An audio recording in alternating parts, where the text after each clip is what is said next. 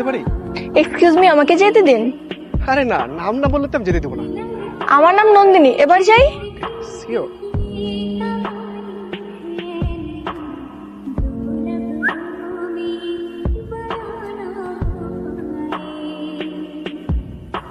দোস্ত সেই এই বাটা হালাত তো ভালো, সেই কথা স্কিলে।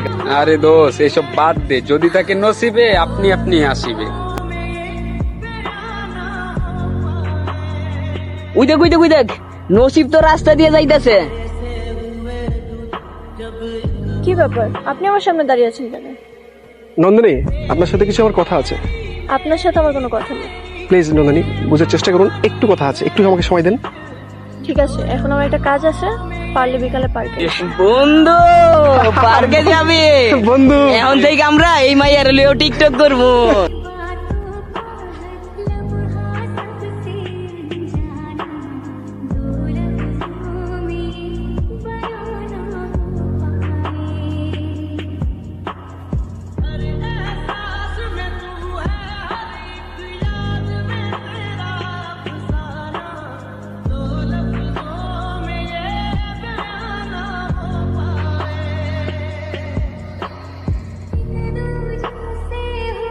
আপনি সত্যি আসছেন? আমার তো বিশ্বাস হচ্ছে না। আমি কথা দিয়েছি আর আসবো না, সেটা কিভাবে হয়? আচ্ছা, আপনার সাথে না আমার একটা গুরুত্বপূর্ণ কথা আছে। কথা, আপনি আমাকে পছন্দ করেনই তো? আরে আপনি কি করে বুঝলেন? একটা ছেলে প্রতিদিন আমার পিছনে পিছনে ঘুরে, তো আমি বুঝবো না সে আমাকে পছন্দ করে? কিন্তু আমারও আপনার সাথে একটা কথা আছে। কথা? কি কথা বলেন তো? আমিও একসময় টিকটক করতাম, অনেক ফেমাসও ছিলাম। আপনি টিকটক বা কেন করেন না এখন?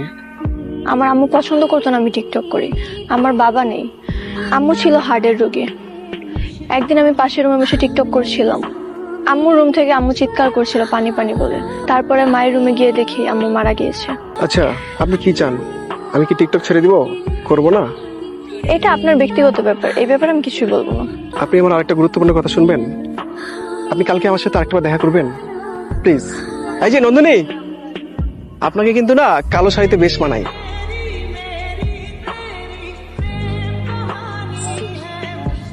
এটা তোমার জন্য।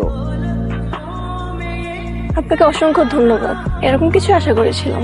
নন্দিনী দেখেন, আমি শাহরুখ খানের মতন দুই হাত তুলে বলতে পারবো না আমি আপনাকে ভালোবাসি। সেদিন প্রথম যেদিন আপনাকে দেখেছি সেদিনই আপনাকে ভালো লেগেছে আমার। আই লাভ ইউ নন্দিনী, আমি আপনাকে বিয়ে করতে চাই। এটা কোনোদিনই সম্ভব না, কারণ আমার মা মারা যাওয়ার আগে আমাকে আরেকজনের সাথে বিয়ে দেওয়ার কথা বলে গিয়েছিল। আর আমি আমার মায়ের ইচ্ছা কখনো অপূর্ণ রাখতে পারবো না, আমাকে ক্ষমা করবেন। আচ্ছা, আপনি কি একবার ভেবে দেখবেন? আমার পক্ষে আপনাকে বিয়ে করা সম্ভব নয়। ভালো থাকবেন।